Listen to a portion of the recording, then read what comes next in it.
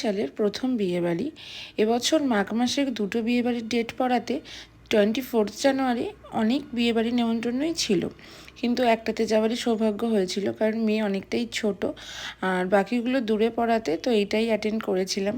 তো এটা ফ্যামিলির থেকে ছিল, মানে আমার বাপের বাড়ির ফ্যামিলির দিক থেকে ইনভাইটেশনটা ছিল। আমার বাবা, মা, হাজব্যান্ড, পুচকেকে নিয়ে বেরিয়ে পড়েছিলাম বিয়েবাড়ির উদ্দেশ্যে। আমার জেঠিমা এবং দিদিও গেছিলো, ওরা একটু পরে গেছিলো। তো এই যে ব্রাইড দেখতেই পাচ্ছ।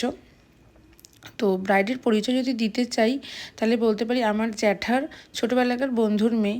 জ্যাঠা যদিও আজকে আমাদের মধ্যে নেই, তাই আমরাই বিয়েটা অ্যাটেন্ড করেছিলাম। তো তখন প্রায় রাত 9টা। তো মেয়ে তো বেশিক্ষণ জেগে থাকবে না, ওর একটা ঘুমের টাইম আছে। বাবা বললো চ খেতে বসে পড়ি।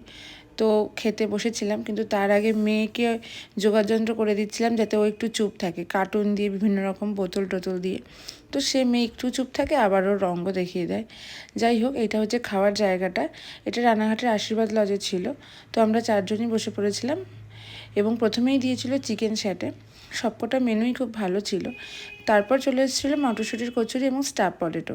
স্টাফ পটেটোটা আমার বাবার ভীষণ ফেভারিট, আমার বিয়েতেও এই মেনুটা হয়েছিল।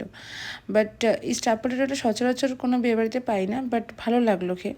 তারপর ছিল সাদা ভাত, যেটা আমি স্কিপ করেছি, এবং তারপর ছিল কাতলা মাছ এবং বাসন্তী পোলাও আর মাটন চিকেন, দুটোই অপশনাল ছিল। আমি